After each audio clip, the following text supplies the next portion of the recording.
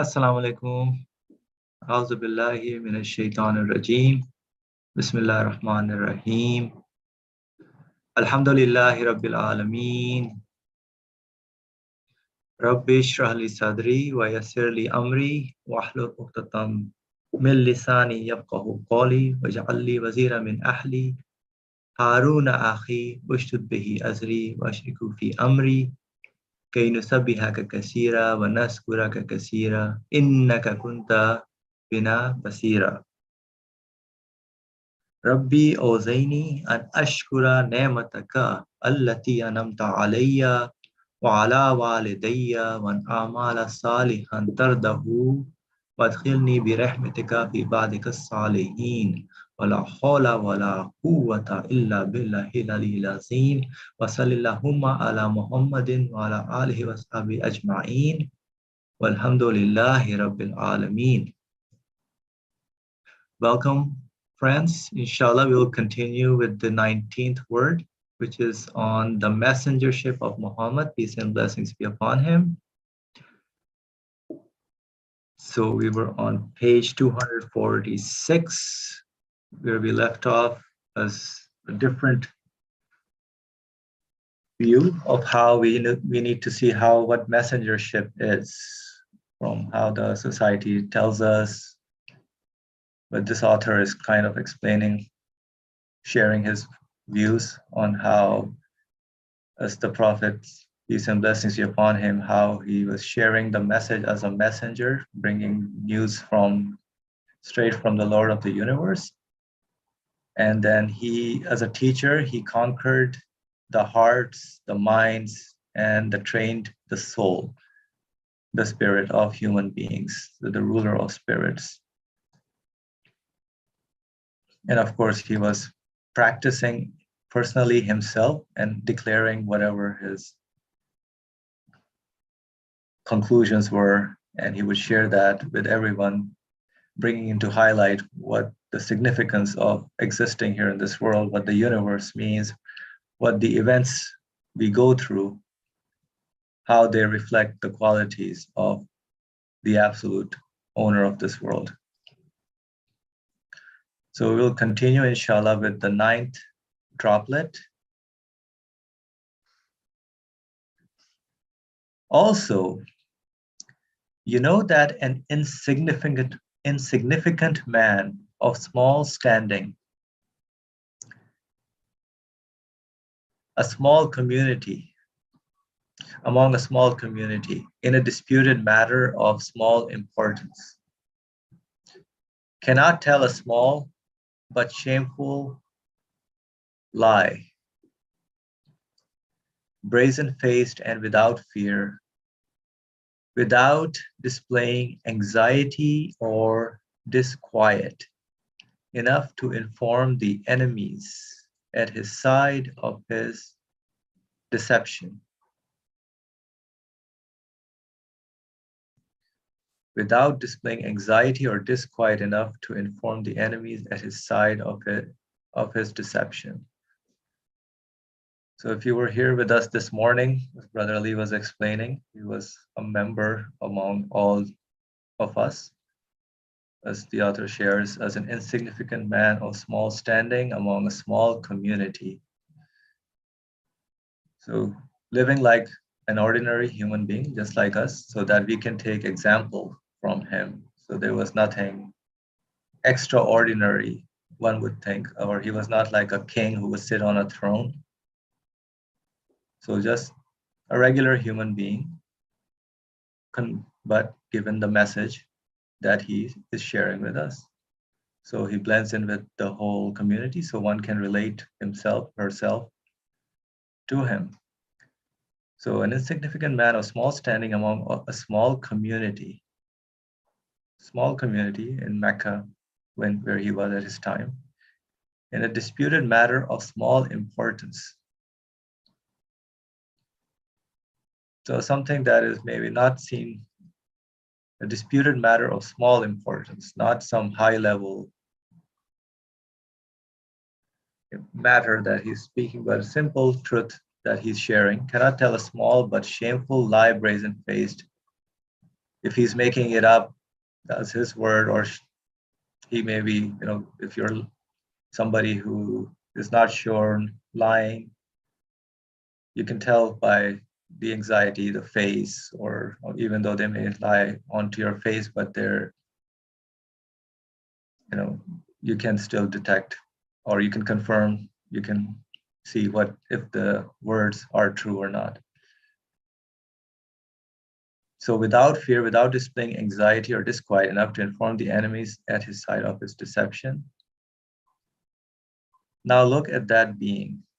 Although he undertook a tremendous task, which required an official of great authority and great standing. So the task he's been given is a great task. Just like we saw the example before in the 8 droplets, just to get a small habit of cigarette smoking requires a great effort by the rulers of a country. And here now, as a messenger, he's given a great, tremendous task as an official of great, which requires an official of great authority and great standing and a situation of great security, which he did not really have. He was not an official of great authority, a great standing, or given the security. Can any contradiction at all be found in the words he uttered? So look at this is the important phrase, contradiction at all be found in the words he uttered. Among a community of great size in the face of great hostility concerning a great cause and matters of great significance, which he conveyed with great ease and freedom, without fear, hesitation, diffidence, or anxiety, with pure sincerity, great seriousness, and in an intense, elevated manner that angered his enemies. Is it at all possible that any trickery should have been involved? Is it at all possible that any trickery should have been involved? God forbid. It is not but revelation inspired, which is a verse from the Quran, section 53, verse 4. So whatever he speaks is not but revelation inspired. The truth does not deceive. The truth does not deceive, and one who perceives the truth is not deceived. His way, which is truth, is free of deception. How could a fancy appear to one who sees the truth to be the truth and deceive him? How could a fancy appear to one who sees the truth to be the truth and deceive him? So see the truth and confirm the truth. And then the fancy cannot really bother him or distract him.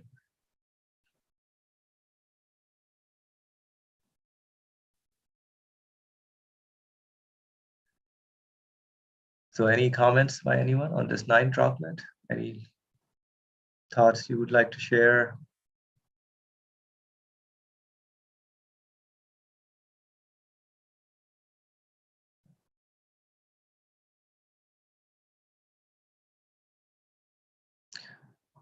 So a regular man and taking on a tremendous task. Yes, Brother Ali, please go ahead. You go ahead. I can wait. Just sharing what I understood from this. So someone who is a regular unlettered individual who's sharing, but the message is so powerful. So I do have to check what he's stating, of course. As a human being, I am given that capacity to verify, to confirm. And of course, he's not like a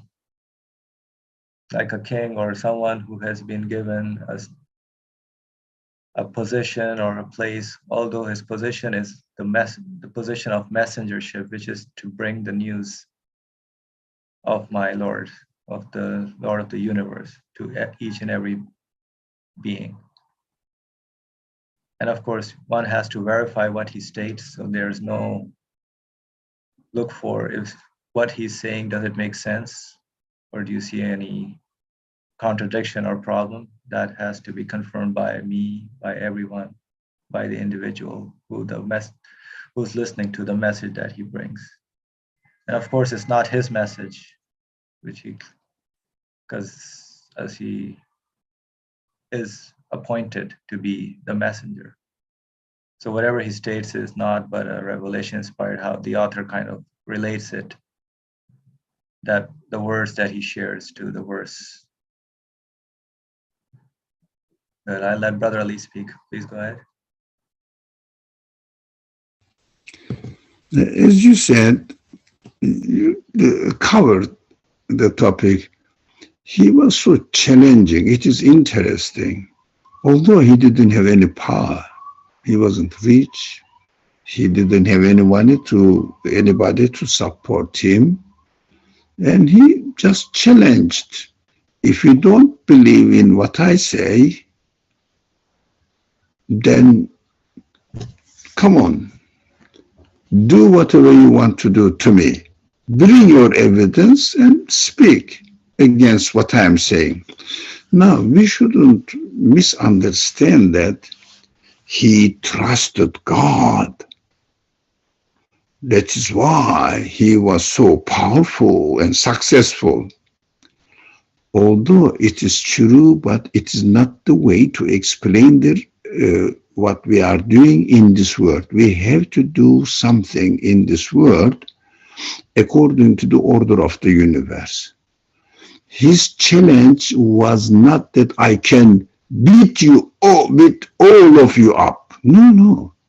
My ideas, what I brought to you. For example, one verse explicitly states this: قُلْ ادْعُوا شُرَكَاءَكُمْ ثُمَّ كِيدُونِي فَلَا تُنْظِرُونَ. Come on, bring your evidence against all what I'm saying. Your shuraka, your idols, it means not necessarily your idol means statues or something. It is comic to say that. No. What you say is true. For example, let's say, of course, not the creator of the universe we are looking for. We are getting our strength from our tribal fame and how we see that our tribe's virtues are so high, etc. What I'm saying, yourself, your tribe, and everything you made and you are doing, and the universe itself, everything you are experiencing in this world must have a creator. Do you have any counter argument? Bring it. Then, of course, you challenge to me, or prepare a trap for me, kiduni. So answer me back, respect, without any waiting. Fela tunzerun. Don't give me any time. Don't let me say that, okay, you brought yours, we will brought yours. Prepare yourself for an argument tomorrow. No, he says, whatever I say is straight away from the creator. I'm not going to prepare myself because it is not my idea, my challenge. It is the creator has inspired me. That is why you cannot really attribute what I am saying to me, because my knowledge is not more than you. Some of you have more knowledge than I do. Abu Jahl was really, in that small society, Mecca was the most knowledgeable man. So there are others as well. Mughira, Mughira bin Walid, I think. I'm confusing. Is it? No. Okay, I'm confusing. One of them is the first one. For Khalid bin Walid is his son, so his name is Walid. Walid ibn Mughira. Yeah, now it is. It seems to be correct now. Anyways, one much more knowledgeable, more talented than Muhammad's ability to write a poem or something like that, the text the Quran presents to us. But idea, bring something like this.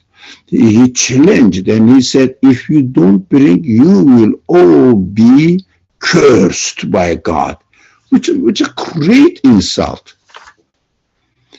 Rather than saying, no, you say this, but this is the right way of understanding what this world is, what life is, what reality is. No, they didn't have anything to say about reality, about the world.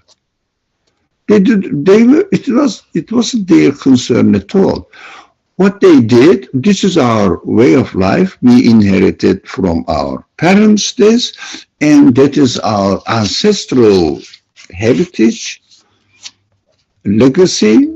We have to honor our ancestors, therefore honor the tribal pride. But the Prophet was saying something completely different and undermining all their claims that tribal relationship is important. No, your relationship is important between you and your God. Nothing to do with tribal relationship. Tribal relationship is just a fake understanding. It was an insult to their tribe. I think what we read from the history, the worst insult to a person in Arab life that time, to accuse the tribe, say something bad about their tribe. It may be the reason for is a cause for a war, fight between two tribes, because one of the other members of other tribe insulted my tribe, and the whole tribe really declares war against it. So it is so important. But the message that the Prophet came up completely trashed, dumped their all sorts of claims, and they couldn't say anything against it. They couldn't do anything against it because they said, he's a poet, he's just a magician, just telling a lie, etc. He's a liar. But no counter-argument. That was very important. So our challenge nowadays should be like this as well. Get our argument, establish our conclusions in our life. Look, I need to be created. Finish. Period. I look at myself. I see no creator. There is no need to go in details here. That's not our subject. So I must have a creator, and the particles of my body cannot be my creator. If I am convinced this much, that's enough. You will have security in your existence, but all the other expectations are subject to whether real or our imaginary world, our imaginary expectations according to our, how do you say, images of something else. I mean, not reality. If I had this, that, if I was in this position, it would be better for me. I will be happy. Who said that? That is your imagination. That is your imagination. There is no reality.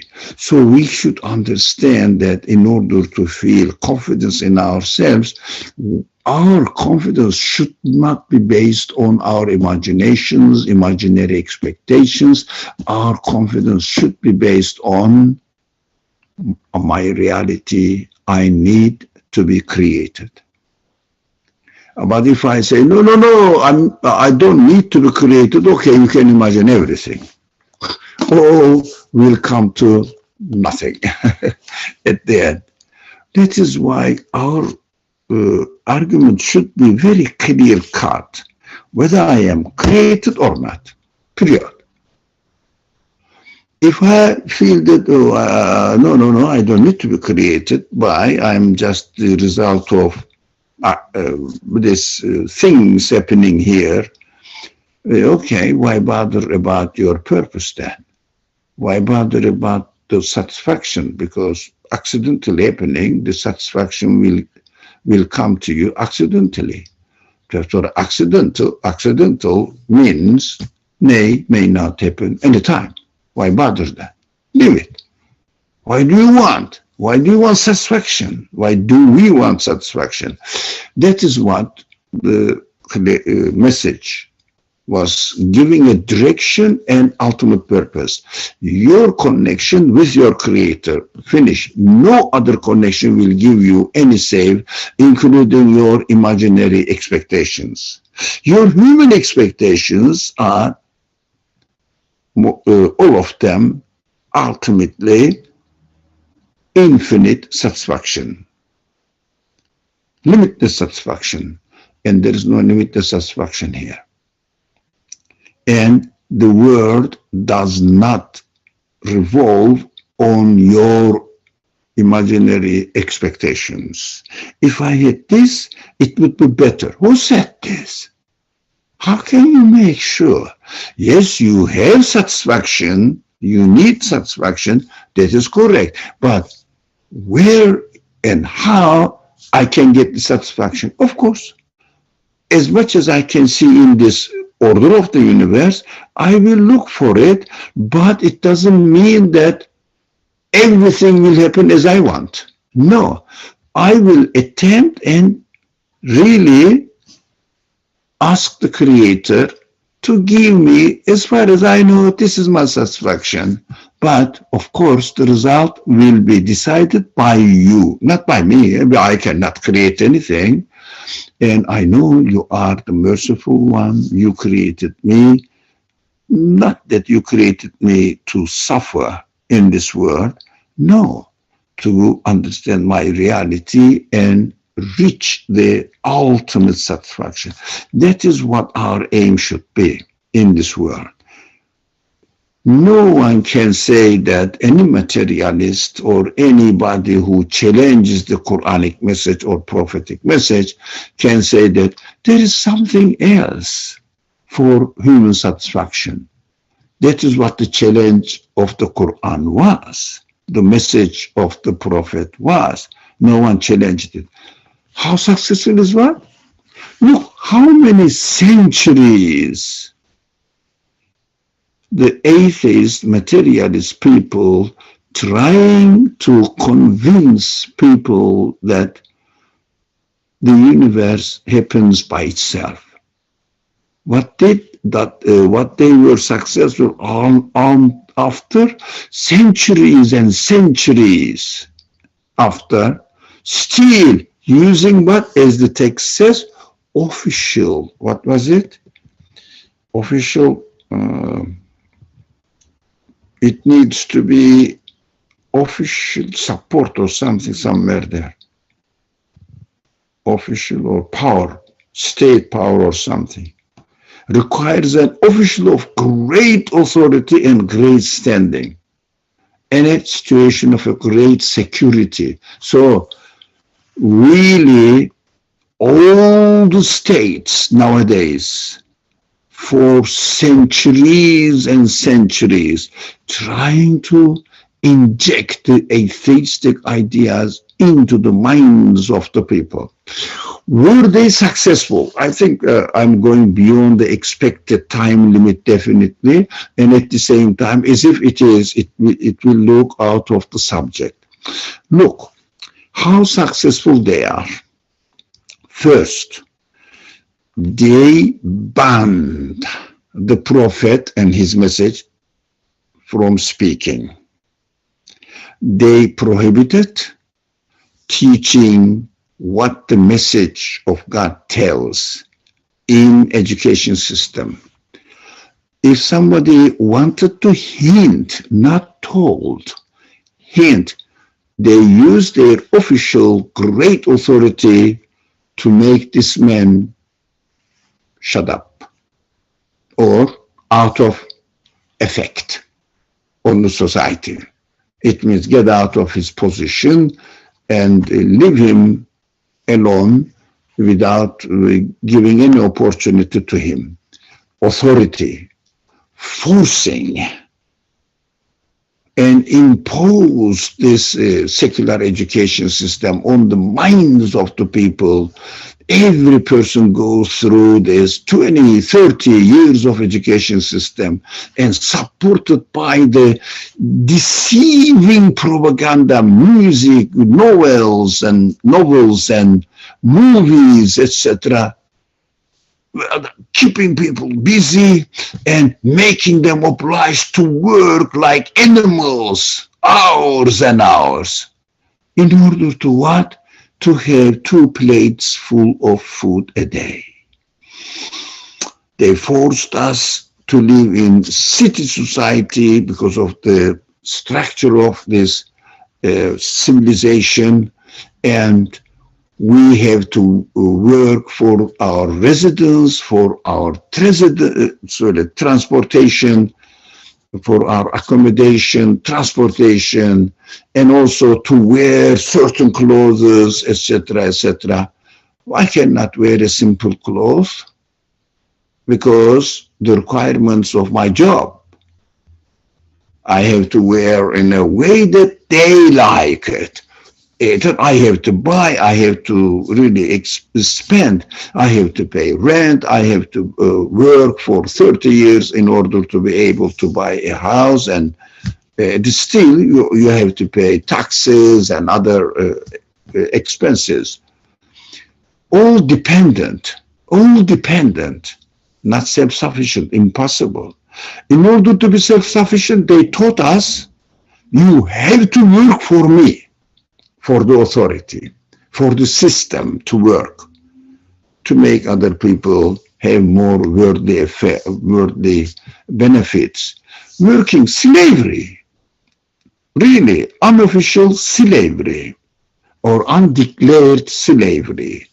This is the civilization, and we all became slaves of this system, including myself. I have worked for many companies or state authorities for how many years? I was a slave, still slave. I cannot get out of this, the chain of slavery of this civilization. I'm dependent. Always, everywhere is the way. If I want to see a friend, I have to spend hours and money for transportation, take care of other means. What do I say? Why do I say all this? So much power for so many years. Only they were successful only with tricky propaganda, stratagems, by banning the truth to be taught in the official system. For example, I know we have a friend here who's teacher. She cannot teach, as far as I know, what she really believes. She has to follow the curriculum. Curriculum must be officially accepted, confirmed. Cannot teach what she really believes. Well, if I'm wrong, please correct me. Why? By force. Centuries. You know that in American history, They understood that alcohol is harmful for human beings in many ways, bodily or human honor or intelligence-wise as well.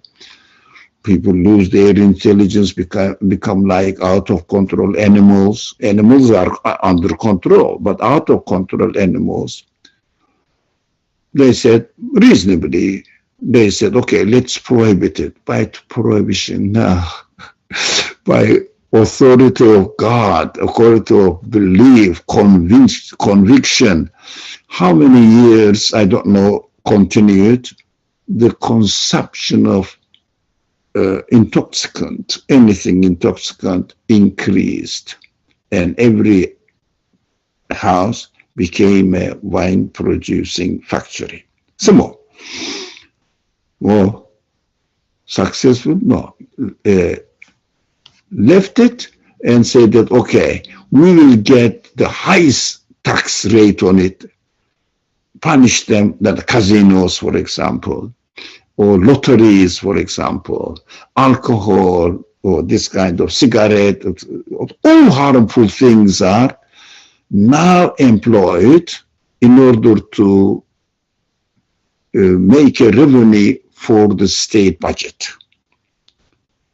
That is the only solution they found out. Any solution really? No.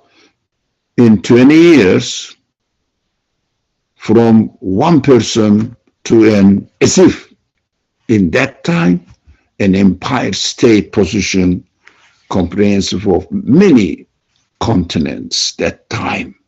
There was no car, there was no helicopter, or no.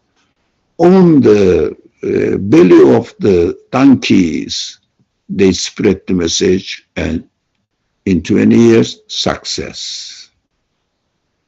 How can you explain that this is the success of a man who's poor, uneducated? There is only one way. Power of the truthfulness of his message. We have to realize that myself also, I want to get satisfaction. Okay, use the power of the message that everything is possible only by asking God, nobody else, nothing else. By expecting, saying that, oh God, you know what I want. Yeah? Please give me in this world what is good for me according to your knowledge, not according to my wisdom based on just expectations, not knowing what will happen in the future. That's why we have to always refer to the message and to see whether it makes sense or not, and then submit to it and leave my future to the hands of my Creator. In this world, I have to do it. For example, never miss these discussions. For example, and be consistent there, or every one of us, and try to improve it. Try to improve it. Prepare before coming to the class, or if you are a moderator, prepare yourself. Which points are important so that I will emphasize on it. Educate yourself, educate us. That's consistency. And try to get most of the message, not on the surface of knowledge, but the method that the message is delivered to us. While we are studying the Quran, we have to do the same, etc. Other sources also. Questioning, getting the method, and applying it in our life. That is the only solution I can see in this world for myself. There is no other things. Oh, my really apparent solutions are, as God says, how many generations we took away. Have has any of them turned back to you? This is a very challenging verse, so clear and simple, mashallah. So we have to say, okay, I am the owner of this computer. How about tomorrow? Who will own it? My son, he will know, or daughter. So he will be he will pass away, and then another. There is nothing. وَلِلَّهِ مِيرَاثُ السَّمَاوَاتِ وَالْأَرْضِ. Everything will be left to its origin of existence, God. Nobody else will remain in this world, only the Creator, who must be, by definition, absolutely beyond time and space limitations. That is very consistent what the message of the Prophet says. That convinces people very soon, in a very short period of time, and is continuing. Alhamdulillah. Thank you. Jazakallah, thank you. Any other comments by anyone to share? All right, so we can go to the 10th droplet. So we should be consistent, inshallah. All right, 10th droplet. Now, look. What curiosity arousing, attractive, necessary, and awesome truths he shows, what matters he proves. Curiosity arousing, attractive, necessary, and awesome truths he shows. What matters he proves. You know that what impels man most is curiosity. Even if it was to be said to you, if you give half of your life and property, someone will come from the moon and Jupiter and tell you all about them. He will also tell you the truth about your future and what will happen to you. You would be bound to give them if you have any curiosity at all. Whereas that being tells of a monarch who is such. So that being the Prophet, peace and blessings be upon him, tells of a monarch who is such that in his realm, the moon flies round a moth like a fly. So he tells of a monarch who is such that in his realm, the moon flies round a moth like a fly, and the moth, the earth, flutters round a lamp. And the lamp, the sun, is merely one lamp among thousands in one guest house out of thousands of that monarch. Also, he speaks truly of a world so wondrous and a revolution so momentous, a world so wondrous and a revolution so momentous that if the earth was a bomb and exploded, it would not be all that strange. Look, listen to surahs like when the sun is folded up. Quran section 81 verse 1. When the sky is cleft asunder. Quran section 82 verse 1. And the day of noise and clamor. Quran section 101 verse 1. Which he recites. He speaks truly of a world so wondrous and revolution so momentous that if the earth was a bomb and exploded, it would not be all that strange. Listen to surahs like when the sun is folded up, when the sky is cleft asunder, the day of noise and clamor, which he recites. Also, he speaks truly about a future in comparison with which the future in this world is like a tiny mirage. So he speaks about a future in comparison with which the future in this world is like a tiny mirage. And he tells most seriously of a happiness in comparison with which all worldly happiness is but a fleeting flash of lightning in relation to an eternal sun.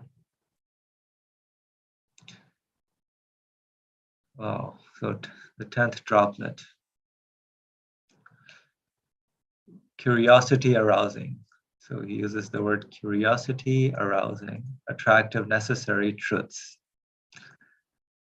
I mean, I'm looking at myself and what the civilization is giving to me in terms of what, as Brotherly spoke about, all the different solutions that they're giving us, which are nothing but traps that you can fall into, or really, they think that, I mean, the solutions being offered are as if they will solve our human problems, but they really don't solve any. Just on the surface, it's a flowery language that's used, marketing on top of it that attracts our attention. And we fall for those kind of scenarios. But nobody really looks for the actual future. We just think this world and the future in this world. So we limit ourselves maybe to this world. And our curiosity is wasted, although it's a quality given to us. Everybody must have this curiousness to know what's going to happen next, what's happening, what's going on, what will happen in the future. But we keep it busy with the simple material world, or what the civilization, the solutions that are being offered. Although deep down we are, if we think about ourselves, we are looking for what will happen to our future, the truth about our future, and what will happen to us. But I guess in this new generation of what I see is nobody is really paying attention or worried about the truth, knowing the truth, even if they're living in a falsehood or virtual world, meta world, they're okay with that. And the promotion that's currently going on is about the virtual meta business world, enhanced reality, some reality, virtual reality, but not the real true reality. So still every generation faces those kind of challenges. It's still going on. So curiosity is something I think is important. 3 times he's used this word. This quality, we need to know like what's going on. We need to look for the teacher who would tell us what is going to happen in the future. I mean, how can I live if I don't know, like, there's no meaning or purpose in my living here? If I don't know that there's a future, how would I even be able to live? And of course, the verses in the Quran talk about this life as, you know, in the realm or in the hands of the one who everything is easy for him. The most difficult thing is the easiest thing, you know, to us. We may be doing comparisons. This is easy, this is difficult, but for him, everything is easy. Of course, as the absolute owner of the universe. And talks about the sun is folded up as if, you know, sun, something so easily just folded up. Is the sky is cleft asunder. We think the sky is always there, and then always it breaks apart. The day of noise and clamor. Alkaria, Malkaria. Who will tell me about what's going on? The day of noise and clamor continuously happening in this world, but we don't really, may not see it. How all these continuously that are being demonstrated to us. So these are all symbols, signs to tell us that our future is not in this world. So also he speaks about a future in comparison, which the future in this world is like a tiny mirage. Whatever we're worrying about in the future of this world is just a tiny mirage. But a mirage that will build our actual future. So us, just we say, like we say, this universe is a school for us. where we prepare, we learn, we study, and then we get ourselves ready for the actual future. And he tells most seriously of a happiness in comparison with which all worldly happiness is but a fleeting flash of lightning in relation to an eternal sun. Well, let's listen to Farah. Go ahead, please. In reading this, I can't help but think of I don't know if I'd say the importance, but sort of the need for being able to think a little bit creatively or imaginatively. I know that in our sessions, we always emphasize the importance of grounding ourselves in the world that we witness, both obviously intellectually and through our feelings, our desires, emotions. So everything is based on a world of witnessing. And it is only on the basis of this witnessing that one can, conclude, or perhaps in this 10th droplet, be curious or excited about the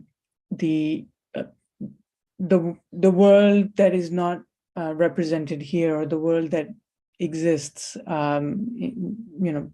outside of this experience. So I understand that we always ground it, yet there's something in me that also says, that there is something extra, or that's needed to imagine, to bring that creativity to power, to remain this curious, or to be drawn into this world on a sustained and consistent basis. I'm not sure if you also, or anybody else also gets like a thought that it also requires us to think imaginatively, but again, grounding it in our experience.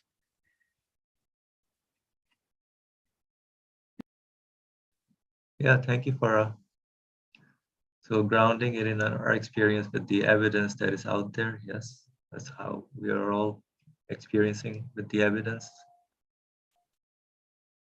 And imagination is also given to us, or curiosity about the future, although we may have not seen it. We don't know what the future holds. There are many things we don't know about. Whatever is being shown to us, what we can witness, what we see as presented to us in terms of creation, yes, we can, that's what we are using. So I agree with you, whatever you stated, but I thought more about the curiosity arousing was something significant to me, at least, about the future, curiosity about the future, which we may not be really using this curiosity in the way that it has to be used. Any other comment by anyone, or wants to share anything?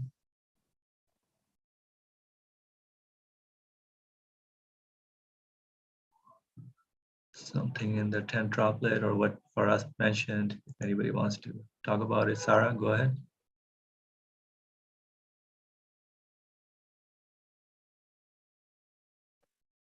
Just piggybacking off of Farah's comments. Sorry, Shukran. Playing loudly. Just the second page with the Imam Nursi, rahimahullah, reminding us of this very organic excitement and curiosity that's human. And then, so first of all, like reminding me of that great curiosity, and reminding me that there's a being that speaks of a monarch that previous page said, one lamp among thousands and one guest house out of thousands of that monarch. So as though this whole universe, as if this whole universe is just one guest house out of thousands, And then the last paragraph, he speaks of a future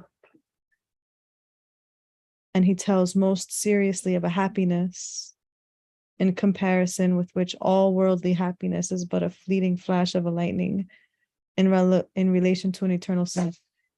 I mean, just because of what Farah said, it struck me in a way that says, yes, it's true. If someone was to tell me now, if you give this, then you would get something, this like incredible thing in return, my curiosity would at the very least be very strongly evoked.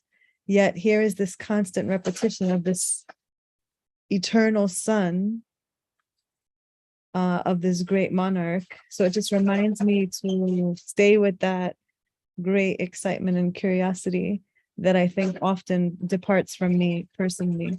But like what I said, like to use the universe as evidence and grounding of the being and the monarch's promise. It's just a beautiful reminder for me to sort of reactivate something that seems very unalive sometimes. Alhamdulillah, thank you for that comment. All right, anybody else wants to share anything? Now we can go to the 11th droplet. For sure, wonders await us under the apparent veil of the universe.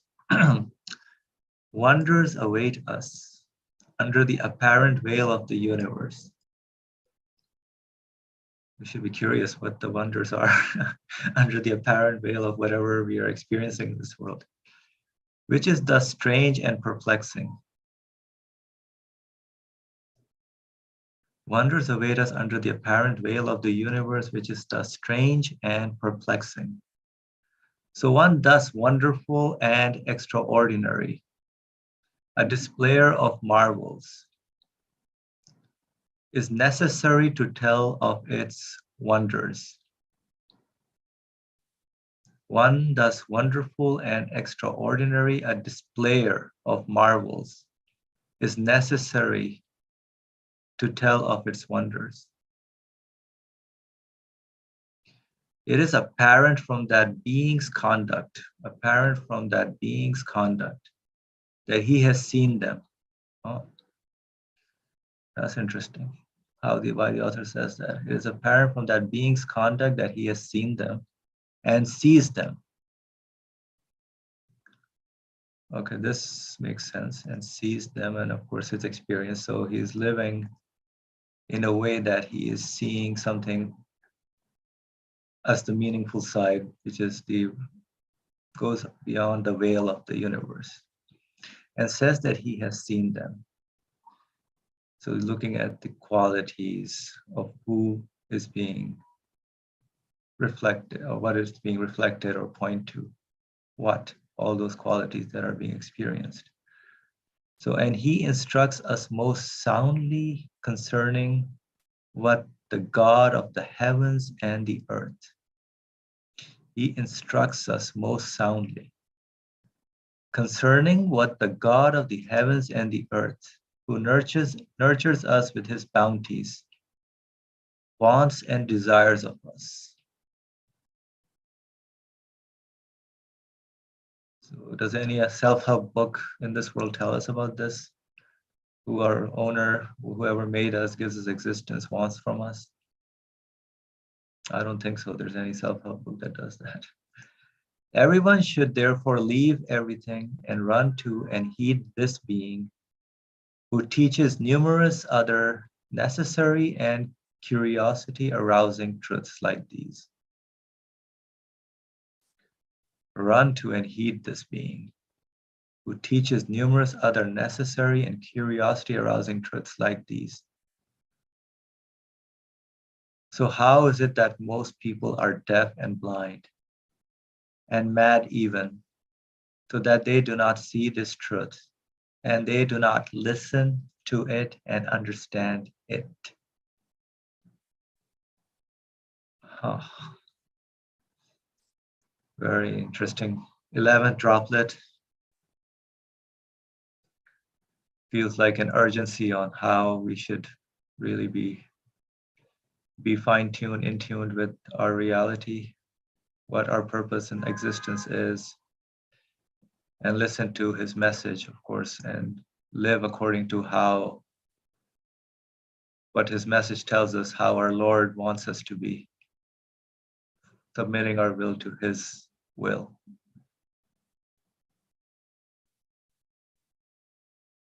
So wonders await us under the apparent veil of the universe if we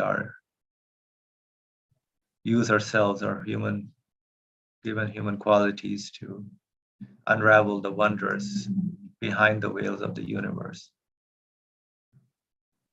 And this world definitely seems strange and perplexing. So one thus wonderful and extraordinary. So maybe we can talk about this. One thus wonderful and extraordinary, a displayer of marvels is necessary. So definitely I need someone, a teacher, an instructor to tell me, bring to my attention all what's behind the apparent veil, all those wonders. Tell me about the wonders. It is apparent from that being's conduct that he has seen them and sees them and says that he has seen them.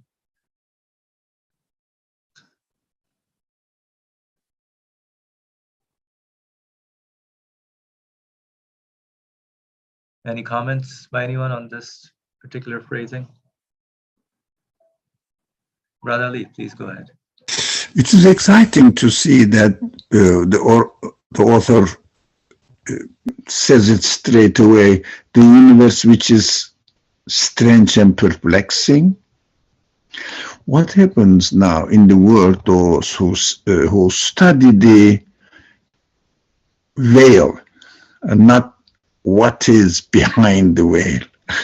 So they study and they found out there is a new element in the particle or in atom, and how the elements of the particle is structured. It's still veil. How it is structured appears to be not really the source of this structure. Of course, even the structure of the universe, this veil in the language of this text, strange and perplexing. One particle has so miraculous qualities happening in it. When they find something new, what do? They celebrate, make propaganda, programs all over the world, share. For example, lately they developed a telescope and they picture 2 or 3, I think, galaxy at the same time. Wow! It was a revolution. Picture, man. 3 galaxies out of trillion, endless. In fact, according to our knowledge. Beyond, the 3 of them picture. So much being proud of what they have did. Isn't that interesting? That the universe is created in such a strange and perplexing. We are confused. What's going on here? Not only the picture of the galaxies. Oh, it is so simple. Even what is going on in the atom, in the particle. Even what elements are used there in the component parts. Now, which kind of qualities they have? But the source, no, they are given. The prophet comes with the message and gives us the news about what is behind the screen, who is playing, if you like, and showing it in the screen. Who is that? Who is doing all these wondrous things, giving existence to them. Of course, the scientists nowadays, the language of the science is secular, materialist. It is happening by itself, but it is wonderful. Yep. It is, they are looking for the meaning of it. Yes, they found that, this is how it is happening, this is how it is happening, but they never dare to ask the question, what is the meaning of their existence in this wonderful complexity of the structure, yet no contradiction, perfectly working, all universe-wise. They never dare to ask this question. The prophet doesn't bother really the names of the elements. They say, well, they are really perplexed, saying strange, but the reality behind them is the source of their existence, who has such and such qualities manifesting here, and we have to get to know him through his work.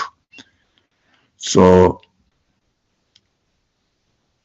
really answers the curiosity, because the more materialist science discovers, the more human beings are supposed to be expected to be curious.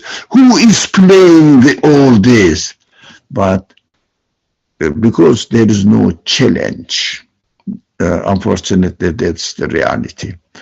There is no counter challenge from the believers that questions the source of existence of the things in the existence of themselves, rather than claiming God created it.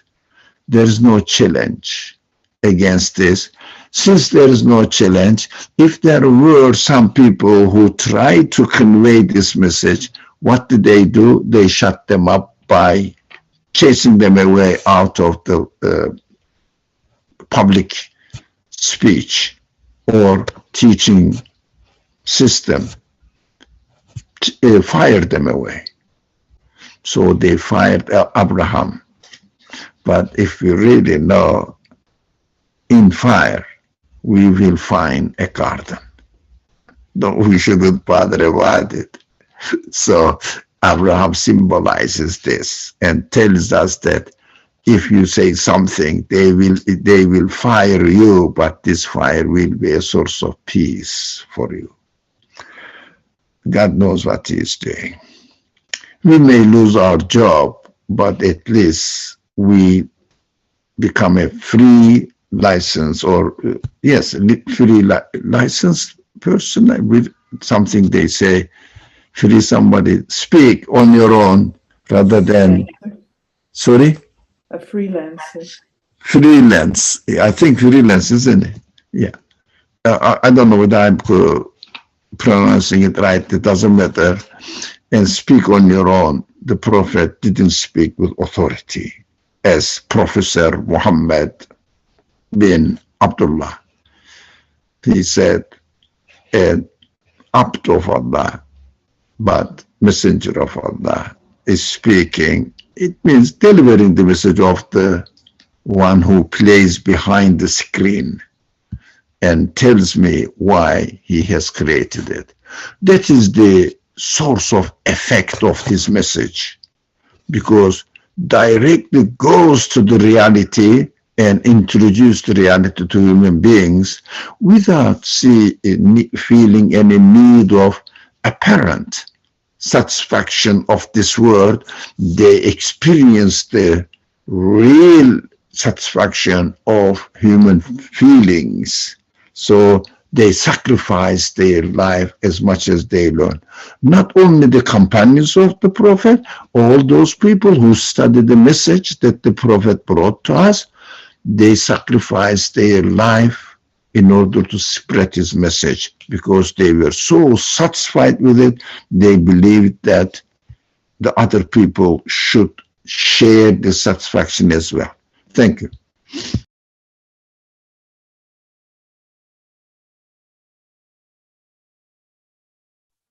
Alhamdulillah, thank you. Jazakallah khair. I think we are at time, not right now, so we'll continue next time, inshallah, with the 12th droplet. Bismillah ar-Rahman ar-Rahim. Subhanaka la ilma lana illa ma alamtana innaka antal alimul hakim wa akhiru da'wahum alhamdulillahi rabbil alameen. Bi hurmati Suratul Fatiha.